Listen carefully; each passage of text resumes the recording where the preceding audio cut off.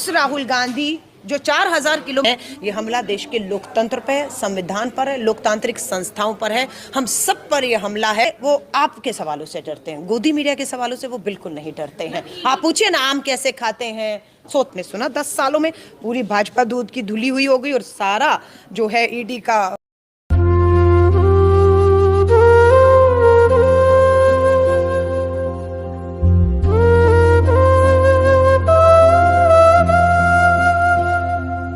आपको वो पोस्टर दिखाया है। और मैं आपके माध्यम से दिल्ली देश के लोगों से पूछना चाहती हूँ कि जिन श्री राहुल गांधी में भाजपा को आज रावण दिख रहा है, क्या देश के लोगों को भी उस राहुल गांधी जो 4000 किलोमीटर की पैदल यात्रा करते हैं, जो कन्याकुमारी से कश्मीर के लाल चौक तक तिरंगा लहराते हैं, जो अपनी यात्रा में दलित, आदिवासी, पीड़ित बहनों को, किसानों को मिलते हैं, क्या उन्हें भी उसमें रावण दिखता है?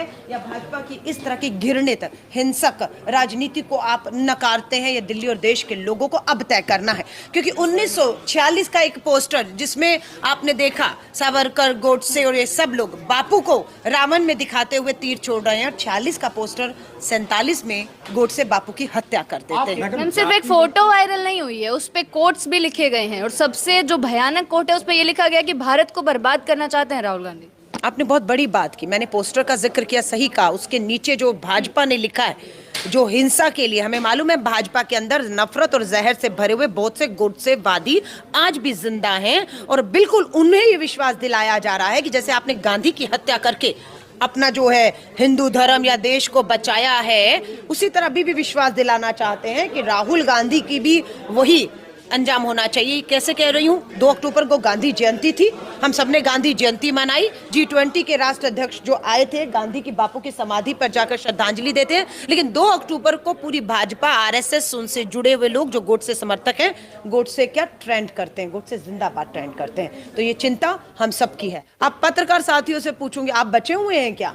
YouTube चैनल्स के ऊपर अब प्रधानमंत्री जी की भी नजर है, अपना भी चैनल खोल लिया, अपील कर रहे हैं कि बेल आइकॉन दबाइए, और मणिपुर बेल आइकॉन दबाई जा रहा है, घंटी बजा रहा है, प्रधानमंत्री जी की नींद ही नहीं खुल रही है ना। सो हमला लोकतंत्र पर है। मैंने तभी अपने भाषण में भी कहा कि बात अगर कांग्रेस मुक्त भारत तक होती सीमित, हमला सिर्फ गांधी पर होता, हमला सिर्फ राहुल गांधी पर होता, तो शायद आप भी मंजूर करते, हम भी। पर अब ये हमला सिर्फ गांधी, राहुल, कांग्रेस पर नहीं है, ये हमला देश के लोकतंत्र पर है, संविधान पर है, लोकतांत्रिक संस्थाओं पर है, हम सब पर यह हमला है। और अब ये लड़ाई हम सबकी मिलकर बन जाती है 24 की। उन्होंने देखा ना कि देश के सर्वोच्च पद पर बैठे हुए देश के प्रधानमंत्री अपनी चुनावी जनसभाओं में झूठ बोल रहे हैं और सोच रहे वो बच के निकल जाएंगे, और आप लोग लगातार इतिहास के पन्नों से सच्चाई लाकर कि डॉक्टर मनमोहन सिंह जी ने कभी भी ऐसा नहीं कहा था, जो प्रधानमंत्री जी एक अल्पसंख्यक समूह के ऊपर टारगेट करके उन्हें कह रहे हैं। उनका पूरा भाषण बहुत से यूट्यूब चैनल्स आप लोगों ने दिखाया